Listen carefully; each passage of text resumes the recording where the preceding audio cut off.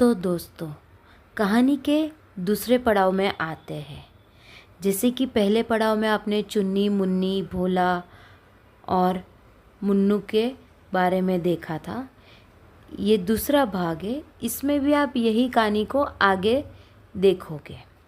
जैसे कि लास्ट हमने देखा था कि सर्कस में सारे बच्चे जाते हैं स्कूल से, एग्ज़ाम का टाइम होता है, तो बस इसी तरह से वैकेशन पड़ जाता है। वैकेशन के बाद सबके पेरेंट्स बच्चों के स्कूल में जाकर रिज़ल्ट देखते हैं। तो जब रिज़ल्ट देखते हैं तो सभी पेरेंट्स अपने अपने बच्चों का रिज़ल्ट लेके घर पे आते हैं। तो एक घटना घटी। जैसे मुन्नी और चुन्नी बहुत अच्छे दोस्त थे, तो फिर मुन्नी को अचानक से ये शहर छोड़कर जाना पड़ा, क्योंकि उन लोगों के शहर में उन लोगों को बुला रहे थे उनके दादा दादी लोग। तो मुन्नी को जाना पड़ा। इससे चुन्नी काफ़ी शांत रहने लगी। फिर चुन्नी ने भी सोचा कि अगर मुन्नी चली जाएगी तो मेरा क्या होगा, मैं इस स्कूल में कैसे रहूँगी अकेले, क्योंकि हमारी तो बहुत अच्छी अच्छी यादें इस स्कूल से। फिर मुन्नी ने बोला, तुझे रहना तो पड़ेगा ना चुन्नी। तो दोनों ने बहुत सारी बातें की। फिर मुन्नी चली गई अपने शहर में। फिर चुन्नी ने भी ये स्कूल को छोड़ दिया था। तो ऐसे धीरे धीरे करके वो बड़े हुए। तो वक्त आया, चुन्नी ने अपनी स्कूल बदल दी थी और मुन्नी तो दूसरे शहर में चली गई थी। दोनों अपने अपने स्कूल में काफ़ी शांत रहने लगे थे, जैसे वो पहले रहते थे खुशी से और मस्ती करने वाले। अब वैसा नहीं रहा था, क्योंकि वो दोनों बहुत अच्छे दोस्त थे। तो एक दोस्त अगर दूर चला जाता है तो दूसरे दोस्त को तो तकलीफ़ होती है ना। तो फिर जो उन लोगों की स्कूल थी वो भी बहुत ही शांत रहने लगे थे, क्योंकि ये दोनों ही तो थे जो हमेशा खुशी रहते थे, मस्ती करते थे, खेलना कूदना हर एक चीज़ में।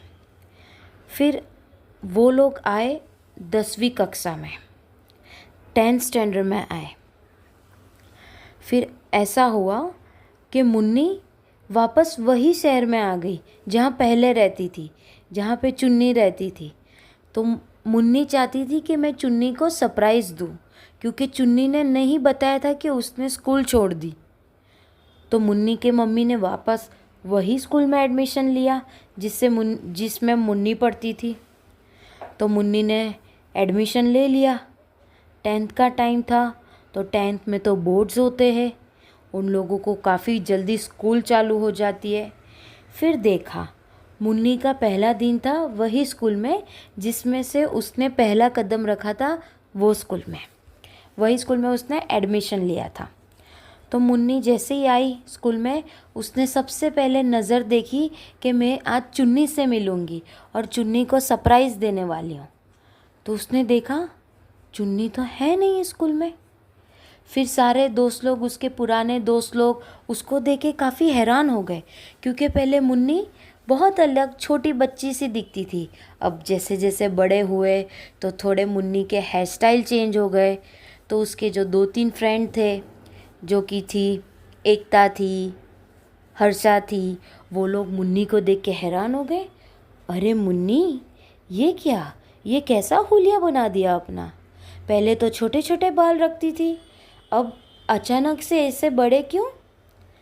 मुन्नी बोलती है, हाँ यार, मैं उस स्कूल में अकेली पड़ गई थी, क्या करती, कोई दोस्त था ही नहीं यहाँ की तरह, बहुत सहमी सहमी से रहती थी।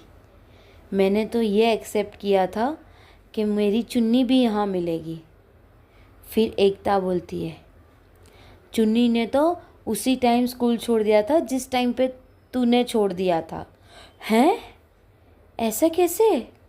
हाँ, और चुन्नी बहुत रोई थी उस दिन, बता रही थी कि मैं मुन्नी के बिना इस स्कूल में कैसे रहती, इसलिए वो भी दूसरे स्कूल में चली गई। तो मुन्नी को ये सब सुन के बहुत दुख जैसा हुआ कि क्या हो गया था जो हमारी दोस्ती में ऐसी नज़र लग गई थी। फिर बस ऐसे ही धीरे धीरे करके 10th के बोर्ड के एग्ज़ाम्स आने लगे। उन लोगों का पढ़ाई का स्टार्टिंग होने लगा। तो स्कूल में सब बताया कि अभी आप लोग 10th में हो, आप लोगों को पढ़ाई में ज़्यादा ध्यान देना पड़ेगा, हर एक चीज़ को संभाल के करना पड़ेगा। अब थोड़े बच्चे बड़े हो गए थे तो वो खुद ही समझदार हो गए थे कि हाँ, अब हमारे ऊपर रिस्पॉन्सिबिलिटी है पढ़ाई की, 10th बोर्ड में अच्छे मार्क्स आना चाहिए।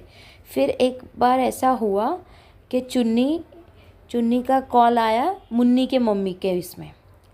तो चुन्नी बोली, हेलो मुन्नी। हाँ चुन्नी, मैंने नया मोबाइल लिया है। क्या बात कर रही है चुन्नी? तो मुन्नी बोलती है, कौन सा लिया?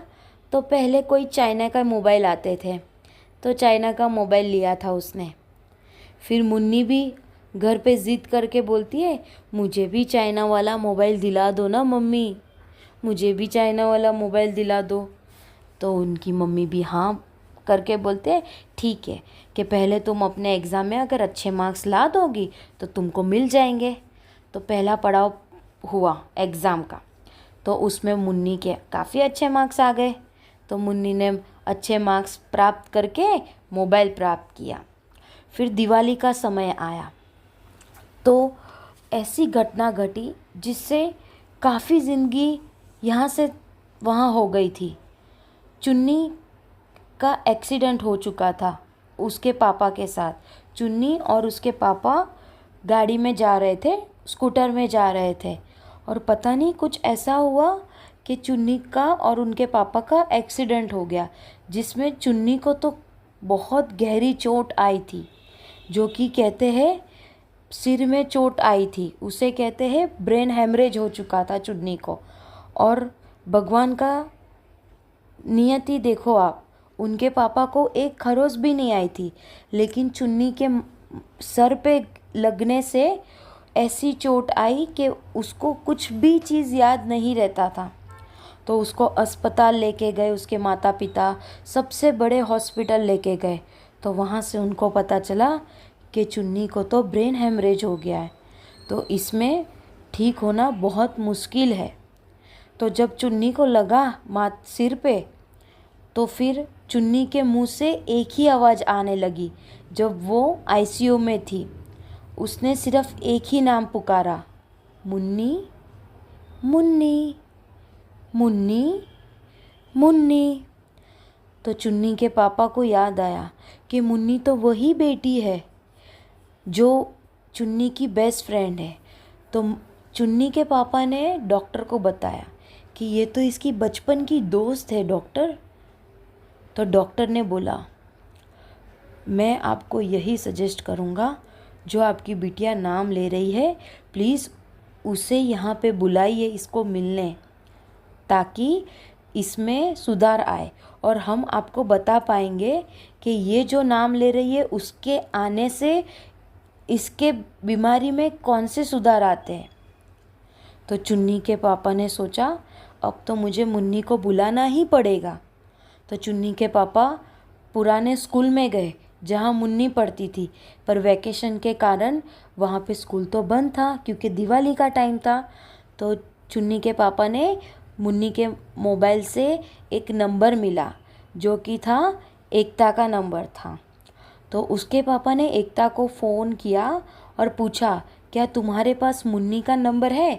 क्योंकि मुन्नी पहले वाले घर में नहीं रहती थी, मुन्नी ने घर चेंज कर दिया था।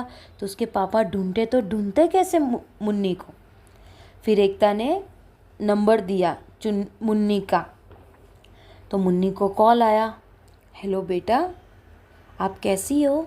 हाँ अंकल मैं ठीक हूँ, आप कैसे हो और चुन्नी कैसी है?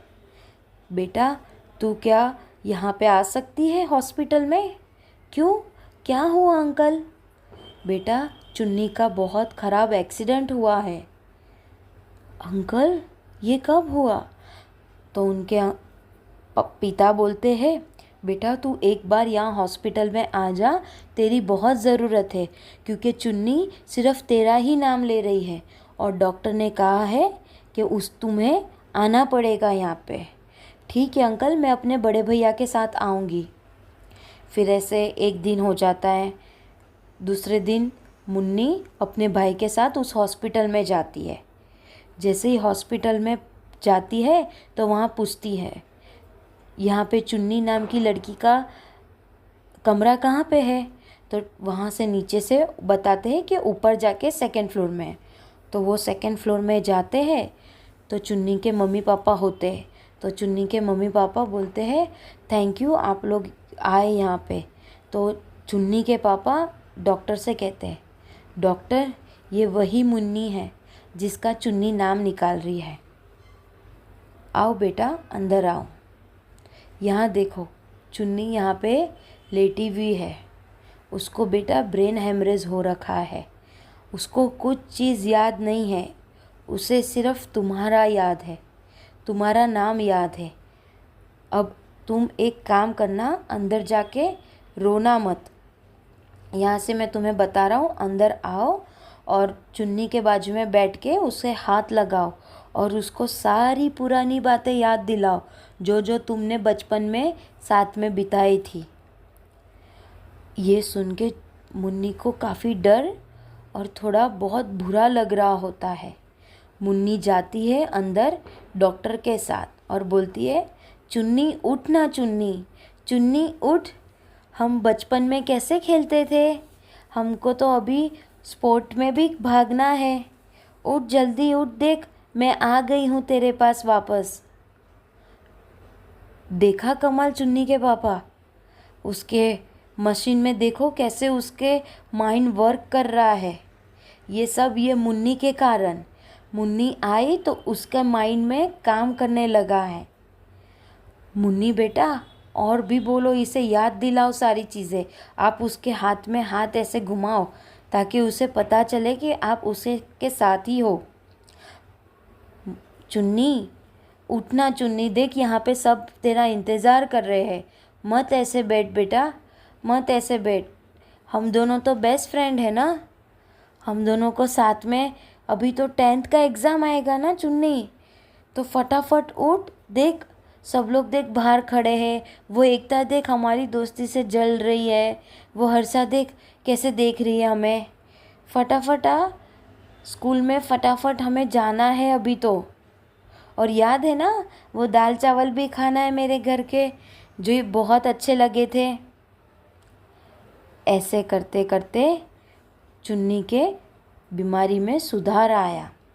फिर डॉक्टर ने मुन्नी को बाहर लेकर आए और कहा मुन्नी बेटा अभी तुम लगातार ऐसे ही 2-3 दिन आते लगो और इसी तरह से उसे ठीक हो जाएगा चुन्नी को।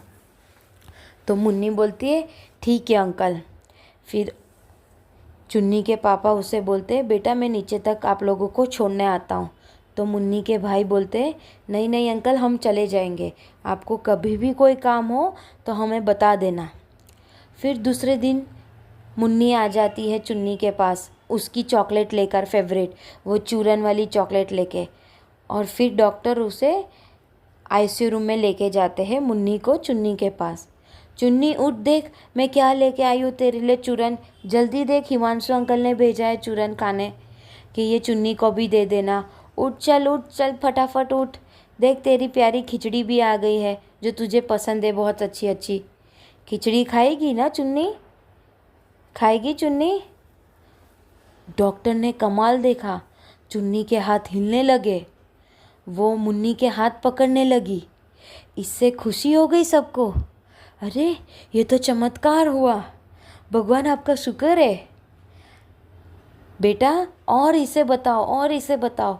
चुन्नी याद है ना अपने लोगों को स्पोर्ट डे में नींबू चमची में फर्स्ट रैंक लाना है, हम लोग चीटिंग करेंगे, किसी को बताना मत, चम्मच के ऊपर फेविकोल लगा के नींबू रख देंगे, ठीक है। अरे वाह, इसके बीमारी में तो काफ़ी सुधार आ रहा है, ये तो बहुत अच्छा हुआ।